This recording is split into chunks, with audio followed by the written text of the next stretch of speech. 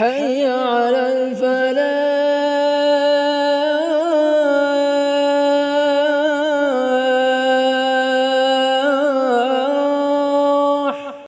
الحمد للہ رب العالمین والصلاة والسلام علی اشرف الانبیاء والمرسلین نبینا محمد وعلی آلہ وصحبہ اجمعین.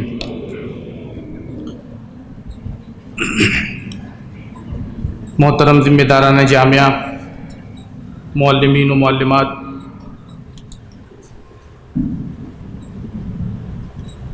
ایک انتہائی اہم موضوع پر یہ 2 روزہ تربیتی کیمپ منعقد ہو رہا ہے. تعلیم اور تربیت کے جس فریضے سے ہم منسلک ہیں وہ ایک کار نبوت ہے. اللہ کے رسول صلی اللہ علیہ وسلم نے فرمایا، میری بعثت تو بس اس لیے ہوئی ہے کہ میں لوگوں کو تعلیم دوں. اس اہم پروگرام میں ہم انشاءاللہ مختلف اہم شخصیات سے استفادہ کریں گے اور مختلف اہم موضوعات پر جن کا تعلیم اور تربیت سے بڑا گہرا تعلق ہے، بڑی قیمتی باتیں ہمارے سامنے آئیں گی. پروگرام کے باقاعدہ آغاز کے لیے میں گزارش کرتا ہوں قاری ابو ذر صاحب سے کہ آپ تشریف لائیں اور تلاوت قرآن مجید سے پروگرام کا آغاز کریں.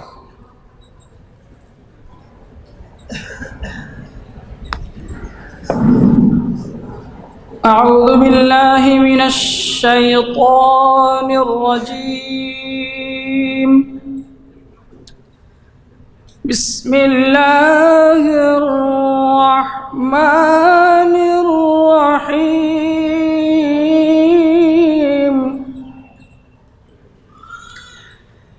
اقرأ باسم ربک الذی خلق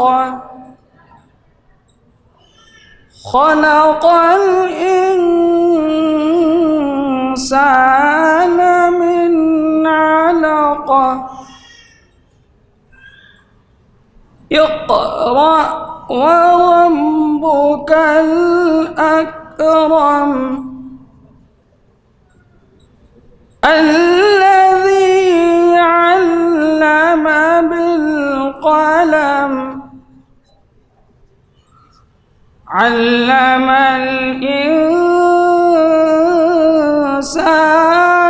ما لم يعلم. صدق اللہ العظیم. اس کے بعد تذکیر بالقرآن کے لیے مولانا ذکی الرحمن غازی فلاحی مدنی صاحب سے گزارش ہے کہ آپ تشریف لائیں اور تذکیر بالقرآن فرمائیں.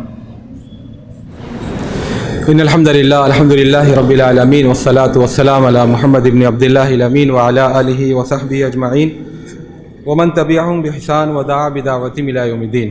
وبعد، قال الله تبارك وتعالى في القرآن المجيد والفرقان الحميد: أعوذ بالله من الشيطان الرجيم، بسم الله الرحمن الرحيم. قل هل يستوي الذين يعلمون والذين لا يعلمون إنما يتذكر أولو الألباب. وقال النبي صلى الله عليه وسلم: انما بعثت معلما، او كما قال علیہ الصلاۃ والسلام. استاد محترم مولانا طاہر مدنی صاحب ناظم جامعۃ الفلاح، برادر محترم مولانا جاوید سلطان فلاحی صاحب محترم تعلیم و تربیت، محترم مہمان گرامی قدر اور قابل صد احترام اساتذہ کرام اور معلمات، مجھے حکم ہوا ہے کہ کچھ باتیں برائے تذکیر اور برائے یاد دہانی آپ لوگوں کے سامنے عرض کروں، آپ کے گوش گزار کروں. میں نے آپ کے سامنے جو آیت کریمہ پڑھی اس میں اللہ رب العزت ارشاد فرماتا ہے کہ آپ کہہ دیجئے کیا برابر ہو سکتے ہیں وہ لوگ جو علم رکھتے ہیں اور وہ لوگ جو علم سے محروم ہیں، علم نہیں رکھتے. یقیناً یاد دہانی حاصل کرتے ہیں وہی لوگ جو اولو الالباب ہیں، سمجھ رکھنے والے ہیں. قرآن کریم کی یہ آیت اور دیگر آیات سے دین اسلام یا دین حق کا اسلام دین کے علم کی طرف جو رجحان ہے، جو نقطہ نظر ہے، وہ واضح ہوتا ہے. اسلام نے کبھی بھی علم کی مخالفت نہیں کی، بلکہ الٹا علم کی ہمت افزائی کی ہے، اس کو بڑھاوا دیا ہے، اسے حاصل کرنے والوں کی تعریف و توصیف کی ہے۔ دین حق اسلام نے کبھی بھی باطل ادیان اور مذاہب کی طرح علم پر قدغن نہیں لگایا، اس کے راستے میں رکاوٹیں کھڑی نہیں کی، علم کی طلب میں آگے بڑھنے والوں کو سزائیں نہیں دی گئیں۔ انکویزیشنز جو یورپ کی تاریخ کا ایک سیاہ باب ہے، جہاں پر سائنسی تحقیق اور تفتیش کرنے والوں کے لیے دارالرسم کے دروازے کھول دیے گئے تھے، الحمدللہ ثم الحمدللہ اسلامی تاریخ ایسے کسی بھی دھبے سے، ایسے کسی بھی بلیمش سے، ایسے کسی بھی عار سے پاک اور صاف ہے۔ تو اسلام نے علم پر بہت زور دیا ہے، اس کے بڑے فضائل اور مناقب گنائے ہیں۔ اللہ رب العزت نے جہاں پر اپنی وحدانیت کے لیے خود اپنی ذات سے گواہی دی ہے، اپنے فرشتوں کا حوالہ دیا ہے، وہاں اپنی وحدانیت کی گواہی کے لیے اہل علم کی گواہی کا بھی حوالہ دیا ہے۔ وَشَهِدَ اللَّهُ أَنَّهُ لَا إِلَهَ إِلَّا هُوَ وَالْمَلَائِكَةُ وَأُولُو الْعِلْمِ قَائِمًا بِالْقِسْطِ۔ اسی طرح اللہ رب العزت نے اس بات کا اعلان کیا ہے کہ اس نے عمومی طور پر اہل ایمان کو فضیلت اور فوقیت دی ہے، ان کو برتری دی ہے، لیکن اسی کے ساتھ اہل ایمان میں سے جن اللہ کے بندوں کو، جن منتخب نفوس کو اس نے دین کے لیے، علم کے لیے چن لیا، ان کی خاص طور پر تعریف کی، ان کی خاص طور پر توصیف فرمائی۔ ارشاد فرمایا گیا یرفع اللہ الذین آمنوا منکم والذین اوتوا العلم درجات، اللہ تعالیٰ نے بلند کیا ہیں درجے ایمان والوں کے اور بالخصوص ان میں سے جو علم دیے گئے ہیں، جن کو علم دیا گیا ہے۔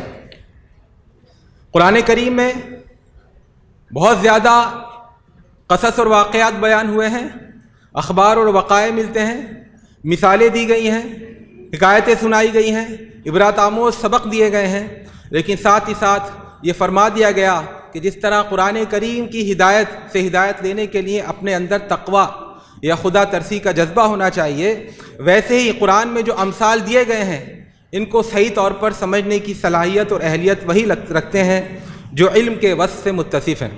وَتِلْكَ الْأَمْثَالُ نَضْرِبُهَا لِلنَّاسِ وَمَا يَعْقِلُهَا إِلَّا الْعَالِمُونَ، یہ مثالیں ہم تمام لوگوں کے لیے ویسے تو بیان کرتے ہیں، مگر ان کو صحیح معنی میں سمجھنا، ان کے ڈائمینشنز کا احاطہ کرنا، ان کی گہرائیوں پر عبور رکھنا، ان کا بالاستیاب، ان میں چھپی نزاکتوں اور باریکیوں کا جائزہ لینا، اور ان میں چھپے قرآنی اعجاز اور کلام الہی کی آفاقیت کا احساس و ادراک کر لینا، یہ صرف اہل علم کا کام ہو سکتا ہے۔ قرآن کریم میں جہاں یہ فرمایا گیا کہ اللہ رب العزت نے جو آیات اتاری ان میں بیشتر محکمات ہیں اور کچھ متشابہات ہیں، اور جو جن کے دل میں زیغ اور ضلال ہوتا ہے، کجی ہوتی ہے، انحراف کا جذبہ اور مادہ ہوتا ہے، وہ ہمیشہ متشابہ آیات کے پیچھے بھاگتے ہیں، محکم آیات کو چھوڑ دیتے ہیں۔ وہاں اللہ رب العزت نے صاف صاف فرمایا کہ راسخین فی العلم، جن کو علم کے اندر رسوخ اور ثبات اور گہرائی دی گئی ہے، ان کا رویہ اس معاملے میں قابل تعریف ہوتا ہے۔ لا يعلم تأویلہ الا اللہ والراسخون فی العلم یقولون کل من عند اللہ، جو اہل علم ہیں، رسوخ فی العلم کی صفت سے متصف ہیں، علم میں گہرائی اور تعمق رکھتے ہیں، ان کا رویہ یہ ہوتا ہے کہ وہ کہتے ہیں چاہے محکم آیات ہوں، چاہے متشابہ آیات ہوں، وہ سب اللہ رب العزت کی طرف سے نازل شدہ ہیں۔ ابھی قاری صاحب نے آپ کے سامنے سورہ علق کی آیات تلاوت فرمائی۔ اسلام نے علم کی جتنی پذیرائی کی ہے، اس کے لیے اگر صرف سورہ علق ہوتی، اس کے علاوہ اللہ رب العزت کے دیگر ارشادات نہ ہوتے، نبی اکرم صلی اللہ علیہ وسلم کے دیگر ملفوظات نہ ہوتے، تو یہ سورہ کافی تھی اسے ثابت کرنے کے لیے کہ علم کا اسلام سے کتنا گہرا ناطہ ہے اور اسلام نے کتنا علم پر ابھارا ہے۔ قرآن کریم کی جو پہلی وحی نازل ہو رہی ہے، جس ماحول میں نہ وہاں پڑھائی کا تصور ہے، نہ لکھائی کا تصور ہے، نہ تعلیم کا کوئی رواج ہے، نہ قلم کی کوئی اہمیت ہے، اس کے باوجود یہ دین جس میں سب سے زیادہ زور دیا گیا ہے اسلام اللہ تعالیٰ کی وحدانیت پر، جس میں سب سے زیادہ زور دیا گیا ہے اللہ کے نبی محمد صلی اللہ علیہ وسلم کی رسالت پر، جس میں بہت زور دیا گیا ہے آخرت کے عقیدے پر، جس میں بہت زور دیا گیا ہے اقامت صلاۃ پر، بہت زور دیا گیا ہے ایتاء زکوٰۃ پر، صوم رمضان پر، حج بیت اللہ پر، لیکن تمام اسلام کے ارکان اور بنیادی عقائد کو چھوڑ کر پہلی وحی ربانی جو نازل ہو رہی ہے، اس کا پہلا لفظ ہے اقرا، پڑھو۔ اور یہ ایک بار نہیں بلکہ 5 آیات جو شروع میں نازل ہوئی ان میں 2 بار اقرا کا لفظ ہے، اقرا وربک الاکرم۔ اور 2 بار اس میں تعلیم کا لفظ آیا، الذی علم بالقلم علم الانسان ما لم یعلم، اس میں قلم کا تذکرہ کیا گیا، حالانکہ اس وقت قلم ایک ناپید سی چیز تھی، ایک انقا سی چیز تھی اور بہت کمیاب، بہت ہی نایاب چیز تھی عرب کے معاشرے میں، لیکن اس کے باوجود قرآن کریم میں جو پہلی وحی نازل ہوئی قرآن کریم کی، پہلی وحی ربانی، یعنی آسمان کا ملکوتی رشتہ جو زمین سے جڑا، اس کی پہلی وحی میں سب سے زیادہ زور دیا گیا تعلیم پر۔ اس سے بھی ثابت ہوتا ہے کہ اسلام کا مزاج کیا ہے، اور یہ اس بات کا بھی اٹل ثبوت ہے کہ یہ کلام ربانی ہے، یہ دین حق ہے۔ اگر یہ انسان تراشیدہ دین ہوتا، کسی انسانی ذہن کا ساختہ اور پرداختہ ہوتا، تو اس میں یقیناً حالات سے تاثر پایا جاتا، اس وقت کے حالات پر کچھ تنقید ہوتی یا اس وقت کی پریشانیوں کی طرف کوئی حوالہ دیا جاتا، لیکن ایسا کچھ بھی نہیں ہے۔ اسی طرح ہم علم کی اہمیت کے تناظر میں جب قرآن کا مطالعہ کرتے ہیں تو ہم دیکھتے ہیں رب کائنات نے اپنے آخری نبی محمد صلی اللہ علیہ وسلم کو کسی بھی دعا مانگنے کی تعلیم نہیں دی جو دنیاوی نعمتیں ہیں۔ کہیں نہیں کہا گیا کہ اے رب مجھے مال میں اضافہ کر دے، کہیں یہ دعا نہیں سکھائی گئی کہ یہ دعا مانگو کہ میرے جسم میں، میری صحت میں اضافہ کر دے، لیکن اللہ کے نبی حضرت محمد صلی اللہ علیہ وسلم کو باقاعدہ تعلیم دی گئی کہ دعا مانگا کریں، اور آپ صلی اللہ علیہ وسلم اس کا اہتمام بھی فرمایا کرتے تھے، وَقُلْ رَبِّ زِدْنِي عِلْمًا، اے رب میرے علم میں اضافہ فرما۔ یہ بھی اسلام جس طرح زور دیتا ہے علم کے حصول یابی پر، علم کے لیے محنت اور کاوش پر، اس کی ایک جیتی جاگتی مثال یہ آیت کریمہ ہے۔ جب علم کی اہمیت کے حوالے سے ہم اللہ کے نبی صلی اللہ علیہ وسلم کی سیرت اور سنت کا مطالعہ کرتے ہیں، آپ کے اقوال اور ارشادات کا جائزہ لیتے ہیں، تو ہمیں بہت ساری کام کی باتیں ملتی ہیں۔ نبی اکرم صلی اللہ علیہ وسلم کا قول ہے، طلب العلم فریضۃ علی کل مسلم، ہر مسلمان پر علم کا طلب کرنا، علم کی جستجو کرنا، علم کی لگن اپنے اندر تڑپ اور شوق اور اپنے اندر جذبہ پیدا کرنا، یہ ہر مسلمان پر ویسا ہی فرض ہے جیسے دیگر دینی فرائض ہیں۔ اور بعض روایتوں میں جیسے مستدرک حاکم میں امام حاکم نے اس روایت کو درج کیا ہے، اس میں مسلمتن و مسلمتن کا بھی، مسلمین و مسلمتن دونوں کا اضافہ ہے۔ طلب العلم فریضۃ علی کل مسلم و مسلمتن، ہر مسلمان مرد عورت پر یہ فرض عائد کیا گیا ہے۔ تو اس سے بھی ہمیں معلوم ہوتا ہے کہ اسلام نے علم پر کتنا ابھارا ہے۔ اسی طرح حضرت ابو درداء رضی اللہ تعالیٰ عنہ کی حدیث جس کو سنن اربعہ میں درج کیا گیا ہے، مسند احمد اور سنن دارمی میں بھی اس کو ذکر کیا گیا ہے، یہ بھی ایک ہمارے سامنے ایک بڑا دروازہ کھولتی ہے دین میں علم کی عظمت اور اہمیت کا۔ اللہ کے نبی صلی اللہ علیہ وسلم ارشاد فرماتے ہیں، من سلک طریقا یلتمس فیہ علما سہل اللہ بہ طریقا الی الجنہ، جو علم کی طلب کے لیے کوئی راہ طے کرے، جیسے مسجد جاتے ہوئے اگر آدمی کا جذبہ نیک ہے، عبادت کی غرض سے ہی وہ مسجد جا رہا ہے، تو اس کے ہر قدم پر جس طرح نیکی رکھی گئی ہے، ویسے ہی حصول علم کے لیے اٹھائے گئے ہر قدم پر، سفر میں نکلنے پر، راستہ طے کرنے پر، کوہ پیمائی پر، راستہ پیمائی پر جو اجر و ثواب بیان کیا گیا ہے وہ قابل رشک ہے اور قابل مبارکباد ہے۔ اللہ کے نبی ارشاد فرماتے ہیں، جس نے علم کے حصول کے لیے کوئی راستہ طے کیا تو اللہ تعالیٰ اس کے لیے جنت کا راستہ، اس راستے کی وجہ سے اللہ تعالیٰ اس کے لیے جنت کا راستہ آسان فرما دیتے ہیں۔ آگے فرماتے ہیں اللہ کے رسول صلی اللہ علیہ وسلم، وَإِنَّ الْمَلَائِكَةَ لَتَضَعُ أَجْنِحَتَهَا لِطَالِبِ الْعِلْمِ رَضًا بِمَا صَنَعَ، اور بے شک فرشتے طالب علم کے لیے، عام طور پر ہمارے ہاں غلط فہمی ہے، طالب علم کی عمر ایک خاص عمر ہے کہ بس بچپن سے لے کر جوانی تک، لیکن اسلام جو علم کا تصور دیتا ہے اس میں علم کی طلب ہماگیر ہے، ابدی ہے، لازوال ہے، مستقل ہے، دائمی ہے، کانسٹنٹ ہے، کبھی ختم نہ ہونے والی ہے۔ تو اسلام میں طالب علم کا تصور یہ نہیں کہ صرف وہ نوجوان ہو یا بچہ ہو، بلکہ مسلمان جہاں بھی ہو، جس عمر میں بھی ہو، جس مرحلے میں بھی ہو، جس صنف سے بھی وہ تعلق رکھتا ہو، وہ طالب علم ہے اور طالب علم رہے گا۔ تو بے شک ملائکہ اپنے پروں کو بچھا دیتے ہیں طالب علم کے راستے میں، کیوں؟ رضم بما صنع، اس کی کارگزاری پر خوش ہو کر کے، اس کو کمنٹ کرتے ہوئے، اس کو اپریشیٹ کرتے ہوئے، اس کی تعریف اور توصیف کرتے ہوئے، اس سے اپنی محبت اور اپنی اپنائیت کا اظہار کرتے ہوئے وہ اس کے راستے میں اس کے پیروں کے نیچے اپنے پروں کو بچھا دیتے ہیں۔ اور آگے آپ نے فرمایا وَإِنَّ الْعَالِمَ لَيَسْتَغْفِرُ لَهُ مَنْ فِي السَّمَاوَاتِ وَمَنْ فِي الْأَرْضِ حَتَّى الْحِيتَانُ فِي جَوْفِ الْمَاءِ، اور عالم جو علم حاصل کر رہا ہے یا علم جو حاصل کر چکا ہے، اس کے لیے آسمان اور زمین کی جملہ مخلوقات استغفار کرتے ہیں، اس کے لیے دعائے مغفرت کرتے ہیں، جیسے فرشتے دعائے مغفرت کرتے ہیں اہل ایمان بندوں کے لیے، جس کا تذکرہ قرآن کریم میں موجود ہے۔ ایسے ہی ان اہل ایمان بندوں میں جو صفت علم سے متصف ہوتے ہیں، علم کے حصول کا اپنے اندر جذبہ اور اپنے اندر تڑپ اور لگن رکھتے ہیں، ان کے لیے فرمایا گیا کہ آسمان اور زمین کی تمام مخلوقات ان کے لیے مغفرت کی دعائیں کرتی ہیں۔ حتی الحیتان فی جوف الماء، یہاں تک کہ وہ مچھلیاں جو پانی کے اندر ہیں وہ بھی عالم کے لیے، علم کی طلب کر رکھنے والے کے لیے دعائیں مغفرت کرتی ہیں۔ اور پھر فرمایا وَإِنَّ فَضْلَ الْعَالِمِ عَلَى الْعَابِدِ كَفَضْلِ الْقَمَرِ لَيْلَةَ الْبَدْرِ عَلَى سَائِرِ الْكَوَاكِبِ، اور علم رکھنے والے کی فضیلت عبادت کرنے والے پر بالکل ویسے ہی ہے جیسے چاند کی فضیلت ہوتی ہے 14ویں کی رات میں دیگر ستاروں پر۔ اب یہاں پر ایک غلط فہمی کا ازالہ کیا گیا ہے۔ عام طور پر یہ سمجھا جاتا ہے کہ عبادت علم سے افضل چیز ہے، یا کم از کم عبادت علم کے ہم پلہ ہے، لیکن اس تصور کی اصلاح کی ضرورت ہے۔ یقیناً کسی ایک کی اہمیت بتانا، کسی ایک کی فضیلت بیان کرنا، اس کا لازمی تقاضا نہیں کہ دوسرے کی کوئی اہمیت نہیں، دین میں اس کا کوئی مقام و مرتبہ نہیں، یہ اب وہ مطلوب نہیں ہے، اب وہ قابل ترک شے ہے۔ لیکن یہ بتانا ہر چیز کا ایک پروپورشن ہوتا ہے۔ ہم جس عمارت میں بیٹھے ہیں، جس حال میں بیٹھے ہیں، اس کا ایک پروپورشن ہے، اس میں کچھ چیزیں ضروری ہیں، کچھ چیزیں غیر ضروری ہیں، کچھ چیزیں تکمیلی ہیں، کچھ چیزیں درمیانی ہیں۔ ایسے دین کی بھی عمارت کا ایک خاص پروپورشن ہے، اس میں کچھ چیزیں بنیاد کی حیثیت رکھتی ہیں، کچھ چیزیں ضروری چیزوں کی حیثیت رکھتی ہیں، اور کچھ چیزیں جو تکمیلی ہیں جن سے ایمان کی تکمیل ہوتی ہے، اور ہمیں ہر ایک کا جو حق ہے وہ دینا چاہیے۔ تو علم کا مقام اور مرتبہ قرآن و حدیث کے مطالعے سے معلوم ہوتا ہے، علم کا مقام و مرتبہ عبادت سے اوپر ہے۔ فقیہ واحد اشد علی الشیطان من 1000 عابد، 1000 عبادت کرنے والوں سے شیطان پر بھاری ہوتا ہے ایک دین کی سمجھ رکھنے والا جس نے علم حاصل کیا ہو۔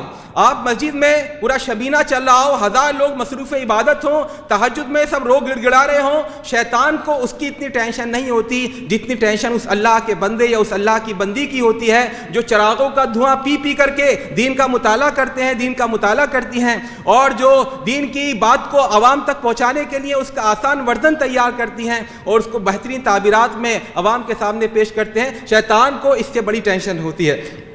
تو اس حدیث میں فرمایا گیا کہ عالم کی فضیلت عابد پر، علم والے کی فضیلت عبادت کرنے والے پر ویسے ہی ہے جیسے 14ویں کی رات میں چاند کو فضیلت حاصل ہوتی ہے دیگر ستاروں پر۔ یہ حدیث تو حضرت ابو درداء رضی اللہ تعالیٰ عنہ کی بیان کردہ ہے۔ دوسری حدیث حضرت ابو امامہ باہلی کی ہے، یہ صحیح مسلم میں موجود ہے اور دیگر سنن اربعہ میں بھی موجود ہے۔ اس میں اللہ کے نبی صلی اللہ علیہ وسلم ارشاد فرماتے ہیں فضل العالم علی العابد کفضلی علی ادناکم، عالم کی فضیلت، علم رکھنے والے کی فضیلت عبادت کرنے والے پر ویسے ہی ہے جیسے میری فضیلت تمہارے کم ترین فرد پر ہے۔ صحابی، ظاہر سی بات ہے مخاطب یہاں صحابہ کرام تھے، اور کسی بھی صحابی کے لیے یہ کہنا مجھے تھوڑا سا بھاری لگ رہا ہے کہ ادنا ترین پر یا کم ترین، بس یہ کہ کم ترین مختلف حیثیتوں سے ہو سکتے ہیں، ایمان کے لحاظ سے کمتر ہو سکتے ہیں، علم کے لحاظ سے کمتر ہو سکتے ہیں، اخلاق کے لحاظ سے کمتر ہو سکتے ہیں، اور اللہ کے خوف اور خشیت کے لحاظ سے کمتر ہو سکتے ہیں۔ لیکن اللہ کے نبی جو کانٹیسٹ بیان کر رہے ہیں، جو کمپیریزن کر رہے ہیں، وہ قابل غور ہے۔ فرما رہے ہیں کہ عابد پر عالم کو وہی فوقیت، وہی فضیلت، وہی بالاتری، وہی بالادستی حاصل ہے جو مجھے تمہارے اوپر فضیلت حاصل ہے تمہارے کسی ادنا فرد پر۔ وَإِنَّ اللَّهَ وَمَلَائِكَتَهُ وَأَهْلَ السَّمَاوَاتِ وَالْأَرْضِ حَتَّى النَّمْلَةُ فِي جُحْرِهَا وَحَتَّى الْحُوتُ لَيُصَلُّونَ عَلَى مُعَلِّمِ النَّاسِ الْخَيْرِ۔ یہ آخری جملہ ہم سب کے لیے ایک نوید بشارت بھی ہے، ایک نوید بھی ہے، نوید جاں فضا، ایک بشارت بھی ہے، ایک طرح کا ہمارے لیے اجر و ثواب کا اعلان بھی ہے کہ اللہ کے نبی صلی اللہ علیہ وسلم ارشاد فرما رہے ہیں کہ بے شک اللہ رب العزت، اس کے فرشتے اور آسمان اور زمین کے رہنے والے سب کے سب یہ درود اور سلام بھیجتے ہیں۔ فرمایا کس اور مزید کون؟ یہاں کہ چونٹیاں اپنے سوراخ میں اور مچھلیاں اپنے پانی میں، یہ سب درود و سلام بھیجتے ہیں کس پر؟ علی معلم الناس الخیر، لوگوں کو بھلائی کی تعلیم دینے والے پر۔ الحمدللہ ثم الحمدللہ، اللہ رب العزت نے تکوینی طور پر یہ ہمارے کسی عمل سے یا ہمارے والدین کی کسی دعا سے خوش ہو کر ہمارا نصیب اس سے وابستہ کر دیا کہ ہم تعلیم و تعلم سے جڑ گئے۔ قرآن کو سیکھنا سکھانا ہمارا دن رات کا اوڑھنا بچھونا ہو گیا۔ ہم اس حدیث نبوی کے کہیں نہ کہیں کسی نہ کسی سطح پر کسی نہ کسی درجے میں، چاہے نام و نمود کے لیے صحیح، چاہے ظاہری اور نمائشی ہی صحیح، ہم اس کے مستحق اور اس کے مصداق بن گئے، جو حضرت عثمان ابن عفان امیر المومنین خلیفہ راشد ثالث نے اللہ کے نبی صلی اللہ علیہ وسلم کے حوالے سے نقل کیا ہے۔ آپ کا ارشاد ہے خیرکم من تعلم القرآن وعلمہ، تم میں سے بہترین فرد، بہترین جماعت، بہترین گروہ، بہترین لوگ، بہترین مرد، بہترین عورت وہ ہیں جو قرآن کو سیکھیں اور سکھائیں۔ The best among you are those who learn Quran and teach it. یہ ہمارا فریضہ منصبی ہے، یہ ہماری خیریت ہے، اور خاص طور پر اس پر تناظر میں غور کرنا چاہیے۔ یہ کہنے والا کون ہے؟ یہ خیر البشر کہہ رہا ہے۔ یہ کس سے کہہ رہا ہے؟ یہ خیر البشر، انسانی جو جماعت بہترین ہو سکتی ہے ان سے کہہ رہا ہے، اور کس کلام الہی کے بارے میں کہہ رہا ہے جو خیر الکلام ہے۔ تو اس میں خیریتیں ملٹی پلائی ہو گئی ہیں۔ نبی بولنے والے کی فضیلت، سننے والوں کی فضیلت، جس کلام کے بارے میں کہا جا رہا ہے اس کی فضیلت، پھر اس کے تعلیم و تعلم پر یہ فضیلت کا جو وعدہ کیا گیا ہے، یہ بہت ہی قابل رشک ہے اور بہت ہی قابل مبارکباد ہے، بلکہ قابل تقلید ہے، اور اس پر جتنی خوشیاں منائی جائیں وہ کم ہیں۔ پھر اللہ کے نبی صلی اللہ علیہ وسلم کا ارشاد میں ابھی میں نے آپ کے سامنے شروع میں پڑھا، آپ صلی اللہ علیہ وسلم نے اپنی بعثت کا ایک مقصد یہ بھی بتایا کہ میں تعلیم کے لیے بھیجا گیا ہوں، انما بعثت معلما۔ انگلش زبان کی ایک مثل ہے، the great powers come with great responsibilities, بڑی طاقتوں کے ساتھ بڑی ذمہ داریاں بھی آتی ہیں۔ آپ چھوٹے سطح پر رہیں، چھوٹے درجے پر رہیں، آپ کی ذمہ داریاں بھی کم ہیں، لیکن آپ جب اونچے مقام پر آئیں گے، جب آپ فضیلت حاصل کریں گے تو آپ کی ذمہ داریاں بھی دو چند ہو جاتی ہیں۔ تو اسی اصول پر اہل علم کی جہاں فضیلت اور جہاں ان کے مناقب، جہاں ان کے محاسن، جہاں ان کی خوبیاں قرآن و حدیث میں بیان کی گئی ہیں، وہاں ان کی ذمہ داریوں پر بھی روشنی ڈالی گئی ہے۔ اس میں اہل علم جن کو بھی اللہ رب العزت نے تعلیم و تعلم سے جوڑا ہے، ان کی پہلی ذمہ داری یہ ہے کہ وہ ربانی بنے، وہ اپنی سیرت و کردار میں ممتاز ہوں۔ یا نساء النبی لستن کاحد من النساء، اے نبی کی بیویوں تم عام عورتوں کی طرح نہیں ہو۔ تو مومنوں میں ڈیمارکیشن ہے، کیٹیگرائزیشن ہے، سلۃ من الاولین وقلیل من الاخرین ہے۔ ایسا ہوگا کہ کچھ اہل ایمان السابقون اولون ہوں گے، اور کچھ اہل ایمان وہ ہوں گے جو منہم مقتصد ومنہم سابق بالخیرات۔ یہ کیٹیگرائزیشن خود اللہ اور اس کے رسول کا بنایا ہوا ہے۔ تو جب ہم علم دین سے وابستہ ہو گئے ہیں، علم کو ہم نے اپنا اوڑھنا بچھانا بنا لیا ہے، تو ہماری زندگی میں تغیر آنا چاہیے۔ اب ہمارا دائرہ مباحث سے اونچا ہونا چاہیے۔ آپ گانا گنگناتے جائیں، گانا گنگناتی جائیں، یہ شریعت کے لحاظ سے کوئی اس میں قباحت نہیں ہے، لیکن آپ کا جو مقام و مرتبہ ہے، آپ کو جو سماج نے جو اسٹیٹس دیا ہے، آپ کے کو جس طرح ادب و احترام سے دنیا دیکھتی ہے، اس کا تقاضا ہے کہ اب بعض مباحث سے بھی آپ رکیں۔ وَلَٰكِن كُونُوا رَبَّانِيِّينَ بِمَا كُنتُمْ تُعَلِّمُونَ الْكِتَابَ وَبِمَا كُنتُمْ تَدْرُسُونَ۔ چونکہ تم کتاب پڑھتے پڑھاتے ہو، کتاب کی تم تعلیم دیتے ہو، اور کتاب کا تم مطالعہ کرتے ہو، اس کا حق ہے، اس کا تقاضا ہے، اس کی علت ہے، اس کا منطقی نتیجہ ہے کہ کونوا ربانیین، تمہارے اندر ربانیت پیدا ہو، تمہارے اندر للہیت پیدا ہو، تمہارے اندر اللہ کا خوف پیدا ہو، تمہارا دل لرز جائے۔ الذین اذا ذکر اللہ وجلت قلوبہم، اہل ایمان کون ہے کہ جب اللہ کا ذکر کیا جائے تو ان کے دل لرز جائیں۔ واذا تلیت علیہم آیاتہ زادتہم ایمانا، اور جب اللہ رب العزت کی آیات انہیں پڑھ کر سنائی جائیں تو ان کے ایمان میں اضافہ ہو۔ لیکن اگر ہمارا معاملہ یہ ہے کہ بڑی سے بڑی دینی دھمکی، بڑی سے بڑی جہنم کی وعید، بڑے سے بڑی لعنت کی وعید ہمارے دل پر اثر نہیں ڈالتی، تو پھر ہمیں اپنے دل پر کا جائزہ لینا چاہیے۔ کہیں ایسا تو نہیں کہ ہمارے سینے میں یہ دھڑکتا اور پھڑکتے دل کی بجائے کوئی پتھر کا ٹکڑا رکھ دیا گیا ہے۔ اور یہ بات وہی جو اللہ کے نبی صلی اللہ علیہ وسلم نے ارشاد فرمایا تھا کہ جب آدمی برائی کرتا ہے تو اس کے سینے پر ایک نقطہ لگ جاتا ہے سیاہ، جب وہ دوسری برائی کرتا ہے تو دوسرا نقطہ لگ جاتا ہے، یہاں تک کہ بڑھتے بڑھتے اس کا پورا دل سیاہ ہو جاتا ہے۔ تو اور پھر اگر اس کا دل چیر کے دیکھا جائے تو اس کا دل سیاہ ہوگا۔ تو اگر ہم پر قرآن و حدیث اثر نہیں کرتے، ہماری زندگی میں ان کے مطابق کوئی چینج نہیں ہے، کوئی تبدیلی نہیں ہے، تو یہ بہت بڑا لمحہ فکریہ ہے۔ تو اہل علم کی ایک پہلی ذمہ داری ہے کہ وہ ربانی بنے۔ دوسری ذمہ داری ہے کہ ان کا علم صرف ان کو سیکولرزم نہ سکھاتا ہو، سماج سے علیحدگی نہ سکھاتا ہو۔ یہ علم جب آپ نے حاصل کر لیا تو آپ کی ذمہ داری ہے سماج میں اصلاح کرنے کی، سماج کے ریلے میں بہہ جانے کی ذمہ داری آپ کی نہیں ہے۔ اللہ کے نبی صلی اللہ علیہ وسلم نے فرمایا العلماء ورثۃ الانبیاء وانہم لم یورثوا دینارا ولا درہما وانما ورثوا العلم فمن اخذه اخذه بحظ وافر۔ یہ علماء وارثین کتاب ہیں، یہ علماء حاملین کتاب ہیں، وارثین انبیاء ہیں، اور انبیاء کرام علیہم الصلوۃ والسلام اپنے پیچھے ریال اور ڈالر اور روپیہ اور پیسہ نہیں چھوڑ کر جاتے، بلکہ اپنی اپنے پیچھے چھوڑ کے جاتے ہیں. علم فمن اخذہ بحظ وافر, تو جو اس کو لے پورے طور پر لے, یکسوئی کے ساتھ لے, اس کے لیے اپنی زندگی لگا دے. یہ نہیں کہ دو کشتیوں میں سوار ہو, ادھر بھی نگاہ ڈالے ادھر بھی نگاہ ڈالے. یہ میرے دوستوں اور ساتھیوں, میری ماں اور بہنوں, اس سے علم کی برکت حاصل نہیں ہوتی ہے. اور انبیاء کا جو کام ہے وہ ہمیں بھی کرنا ہے. یہ قرآن کریم میں اللہ رب العزت نے اہل علم کی ذمہ داری بنائی, ارشاد فرمائی ہے کہ اپنی قوم کو سدھاریں. فلولا نفر من كل فرقة طائفة ليتفقهوا في الدين ولينذروا قومهم اذا رجعوا اليهم. یہ ينذروا قومهم یہ اہل علم کی ذمہ داری ہے, جیسا کہ اللہ رب العزت نے یہاں ہمیں بتایا ہے. ایک اسی طرح اپنے آپ کے اپنے اوپر فخر کا احساس ہونا چاہیے, اپنے آپ پر فخر کا احساس ہونا چاہیے, خودداری کا احساس ہونا چاہیے.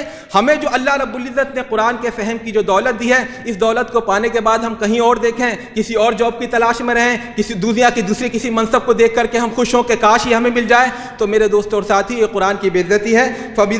قل بفضل اللہ وبرحمتہ فبذلک فلیفرحوا هو خیر مما یجمعون. قرآن کریم کے نزول کے بعد, قرآن کریم کا تذکرہ, اس کے نزول کا تذکرہ کرنے کے بعد اللہ رب العزت فرماتا ہے اس پر تمہیں خوش ہونا چاہیے.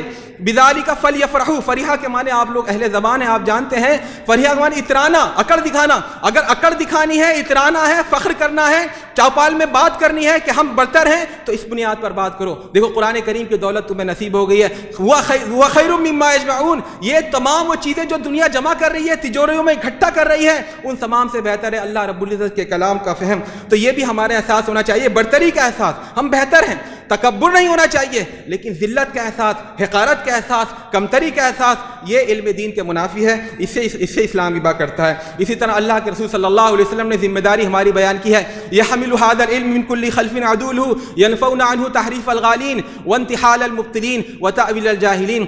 اس علم کے ہر نسل میں ایسے عادل اور متقی وارث اور حامل ہوں گے جو تین کام کریں گے. ينفون عنه تحریف الغالین, غلو پسند لوگوں کی تحریفات کو دور کریں گے, جو خود سے اپنے نئے دین میں نئی نئی چیزیں ایجاد کرنا چاہیں گے, ان کو دین کا نام دینا چاہیں گے, ان کو روکنا ہے ہماری ذمہ داری ہے. وانتحال المبتلین, جو باطل پرستوں کے غلط انتصابات اور دعوے ہیں, جو مختلف ہیلوں بہانوں سے مصلحت کا حوالہ دے کر, حالات کا حوالہ دے کر جن چیزوں کو دین میں ایڈ کرنا چاہتے ہیں, جن چیزوں کا دین میں ٹیگ لگانا چاہتے ہیں, ہماری ذمہ داری ہے ہم دین کو انٹیکٹ رکھیں, شفاف رکھیں, بے آمیز رکھیں, خالص رکھیں, اس میں کسی طرح کا رد و بدل ہم گوارا نہ کریں. اور تیسری ہماری ذمہ داری ہے تأویل الجاہلین,